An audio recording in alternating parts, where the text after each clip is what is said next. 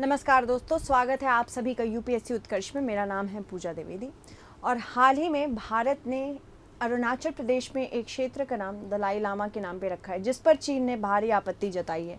इसके बारे में हम चर्चा करेंगे। अरुणाचल प्रदेश के तवांग में एक पर्वत चोटी का नाम दलाई लामा के नाम पे रखा है, इस पर चीन ने आपत्ति जताई है। माना जाए तो यहाँ पे चीन की आपत्ति जतनी मतलब उसको जताना ही था। रीज़न क्या है? क्योंकि दलाई लामा तिब्बती बुद्धिज़्म के हेड हैं और तिब्बती बुद्धिज़्म को चीन जानता है कि जितना तिब्बती बुद्धिज़्म मूवमेंट रहेगा उतना ही तिब्बत आज़ाद होने की कोशिश करता है। और दलाई लामा भारत में एग्जाइल से या वनवास से अपनी सरकार चला रहे हैं। तो जिस प्रकार से अरुणाचल प्रदेश की एक चोटी पर दलाई लामा का नाम रखा गया है, यहाँ मतलब दलाई लामा के नाम पे इनकी चोटी का नाम रखा गया है अरुणाचल प्रदेश में, ये तो चीन को बिल्कुल नहीं पसंद आ रहा है। भारतीय पर्वतारोहण दल ने हाल ही में अरुणाचल प्रदेश के तवांग क्षेत्र में एक अनाम चोटी को नाम छठे दलाई लामा के ऊपर रखने की बात की। इस बात को लेकर चीन ने नाराज़गी जताई है। उसने इसी चीनी क्षेत्र के में एक अवैध ऑपरेशन भी करार दिया है। अगर हम बताएं तो तवांग क्षेत्र खुद चीन बोलता है कि ये हमारा है, ये साउथ तिब्बत का पार्ट है। दिरांग में राष्ट्रीय पर्वतारोहण और साहसिक खेल संस्थान ने 15 पर्वतारोहियों के एक दल ने सफलतापूर्वक चोटी पर चढ़ाई की। टीम ने तवांग में पैदा हुए छठे दलाई लामा त्यांग्यांग ग्यात्सो के सम्मान में इसका नाम त्यांग्यांग ग्यात्सो चोटी रखा गया है। त्यांग्यांग ग्यात्सो का जन्म 1682 में मोन तवांग क्षेत्र में हुआ था। दलाई लामा का मतलब ये कोई नाम नहीं है किसी का। दलाई लामा एक उपाधि है जो दी जाती है। तो दलाई लामा किसी व्यक्ति का नाम नहीं होता है। दलाई लामा एक उपाधि है, यह बदलती चली जाती है। रक्षा मंत्रालय की प्रेस विज्ञप्ति के अनुसार चोटी का नाम दलाई लामा के नाम पर रख दिया गया है। इसके पीछे लामा के बौद्धिक और मोनपा समुदाय के प्रति जो अतुलनीय योगदान है उसको दर्शाया गया है। चीनी प्रवक्ता ने यह भी कहा कि मुझे चोटी की विशेष नामकरण की जानकारी ही नहीं है। उन्होंने कहा मुझे ज़्यादा व्यापक रूप से कहना चाहिए कि जंगनान का क्षेत्र चीनी क्षेत्र है। तो ये याद रखना है, जंगनान का क्षेत्र कहाँ है? अरुणाचल प्रदेश में है, भारत में। वहाँ चीन की लगातार मौजूदगी रही है, ऐसा भी इनका कहना है। इस बीच अरुणाचल के मुख्यमंत्री ने इस उपलब्धि के लिए NIMAS टीम को बधाई भी दी। उन्होंने अरुणाचल प्रदेश के मोन तवांग क्षेत्र में गोरी चेन मासिफ में एक अदम्य चोटी पर सफलतापूर्वक चढ़ाई की है, जो कि 6338 मीटर की प्रभावशाली ऊंचाई तक पहुंचता है। देखिए LAC यानी कि वास्तविक नियंत्रण रेखा, वास्तविक नियंत्रण रेखा भारत और चीन के बीच में एक ऐसी रेखा है जिसका कोई मैप नहीं है, इसका कोई मानचित्र नहीं है और दोनों देशों के बीच वास्तविक नियंत्रण रेखा को लेके ही परेशानियां बहुत लंबे समय से चली आ रही हैं।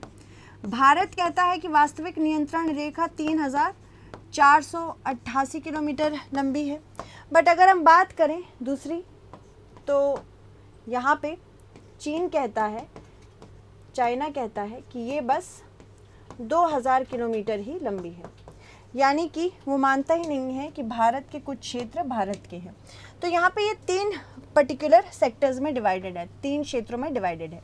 ये जो आप देख रहे हैं ब्लू लाइन से, ये काराकोरम ट्रैक्ट है, काराकोरम ट्रैक्ट। और काराकोरम ट्रैक्ट के रीजन को ही 1963 में पाकिस्तान और चीन के बीच में एक अग्रीमेंट हुआ था, जिसमें पाकिस्तान ने चीन को ये हिस्सा गिफ्ट कर दिया है, बाय द वे, ठीक है। और उसके बाद अगर हम बात करें वास्तविक नियंत्रण रेखा की, ये 3 हिस्सों में डिवाइडेड है। ये पर्टिकुलर रीजन जो है ये पश्चिमी सेक्टर कहलाता है, अक्साई चीन, जिस पर चीन अभी तक कब्जा करके बैठा हुआ है 1962 की वॉर के बाद। मध्य सेक्टर, इसमें हिमाचल प्रदेश और उत्तराखंड है। ये वाला सेक्टर सबसे ज़्यादा शांत सेक्टर माना जाता है। उसके बाद पूर्वी सेक्टर में सिक्किम और अरुणाचल प्रदेश है। पूर्वी सेक्टर जो है ये मैकमोहन लाइन से संबंधित है। मैकमोहन लाइन, जिसको 1914 की शिमला अग्रीमेंट के तहत इंडिया और चीन के बीच में एक लाइन मानी गई थी। हालांकि चीन कहता है कि उस समय तिब्बत ने ये अग्रीमेंट किया था, तिब्बत एक स्वतंत्र राष्ट्र नहीं है, इसलिए मैकमोहन लाइन नहीं मानेंगे। इसी वजह से वो अरुणाचल प्रदेश को साउथ तिब्बत या फिर दक्षिणी तिब्बत कहता है। तो इस चीज़ से हमको ये सारी चीज़ें हमें पता होनी चाहिए। बात यह है कि हमारे पास इसका कोई मैप नहीं है। जब हमारे पास मैप नहीं है, हम इसके साथ एक्सचेंज नहीं कर पाते मैप चाइना के साथ, इसी वजह से दिक्कतें बढ़ती हैं, क्योंकि जब दोनों के ही व्यू पॉइंट में डिफरेंस है तो यहाँ पे फ्लक्चुएशंस, ट्रांसग्रेशंस होते रहते हैं। इसके अलावा बात करें पश्चिमी सेक्टर यानी जम्मू कश्मीर, जो कि अब लद्दाख है, इसको 1597 किलोमीटर लंबा माना गया है। मध्य सेक्टर में हिमाचल प्रदेश और उत्तराखंड है 545 किलोमीटर्स के साथ, और पूर्वी सेक्टर यानी सिक्किम और अरुणाचल प्रदेश जो 1346 किलोमीटर लंबे हैं उसको माना गया है। पश्चिमी सेक्टर में अक्साई चीन पर भारत अपना दावा करता है, जो कि 1962 में चीन के कब्जे में चला गया था। इसके बाद पूर्वी सेक्टर में चीन अरुणाचल प्रदेश पर अपना दावा करता है, जो भारत के पास है, मतलब भारत का ही है। चीन अरुणाचल प्रदेश को दक्षिण तिब्बत कहता है। वह 2017 से अरुणाचल प्रदेश के स्थानों के नाम लगातार बदलता चला जा रहा है, जिसे वह जंगनांग कहता है। ठीक है, जंगनांग कौन है? अरुणाचल प्रदेश है चीन के लिए, अपने ख्याली पुलाव में, ताकि इस क्षेत्र को चीन के क्षेत्र का अंतर्निहित हिस्सा बनाया जाए। क्षेत्रीय दावों पर पुख्ता मैप्स भी हर साल निकाले जाते हैं। इसको हम कार्टोग्राफिक वॉरफेयर भी कहते हैं। कार्टोग्राफिक वॉरफेयर, या फिर अब जो शुरू हुआ है नामकरण करने का एक तरीका है ना, जिसकी वजह से वॉर हो रही है, तो ये नोमेनक्लेचर वॉरफेयर है। नोमेनक्लेचर वॉरफेयर, ठीक है। तो इसको ये अभी नाम बदलना, हर जगह का नाम, कभी चाइना किसी क्षेत्र का नाम बदल रहा है, कभी भारत बदल रहा है, तो ये नोमेनक्लेचर वॉरफेयर है। ठीक है, इसके अलावा कई मौक़ों पर नई दिल्ली ने इस क्षेत्र को मनगढ़ंत नाम बताया है। बीजिंग के कदम को भी खारिज किया, ये कहते हुए कि इससे वास्तविकता नहीं बदल जाएगी। इस वर्ष मार्च की शुरुआत में भारत के प्रधानमंत्री नरेंद्र मोदी की यात्रा पर बीजिंग की आपत्ति को भी खारिज कर दिया गया था।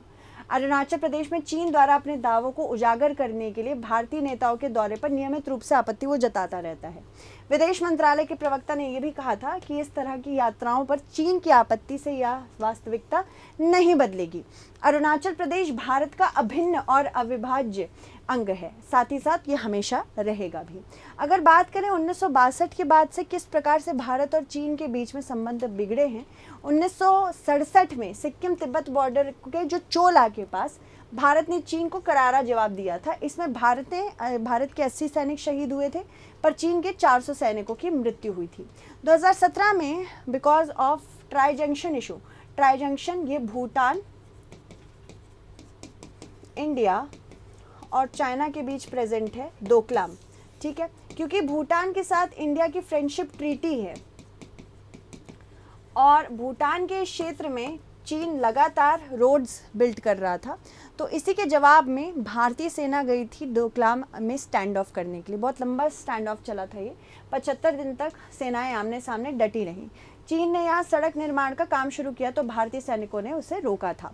1975 की बात करें तो चीन ने अरुणाचल प्रदेश के में तुलुंग ला में असम राइफल्स के जवानों की पेट्रोलिंग टीम पर अटैक किया था। साथ ही साथ कुछ भारतीय जवान शहीद भी हुए थे, 4 भारतीय जवान शहीद हुए थे। लद्दाख के गलवान घाटी में दोनों सेनाओं के बीच में झड़प में 20 भारतीय सैनिक शहीद हो गए थे, जबकि चीन के 38 सैनिक मारे गए थे।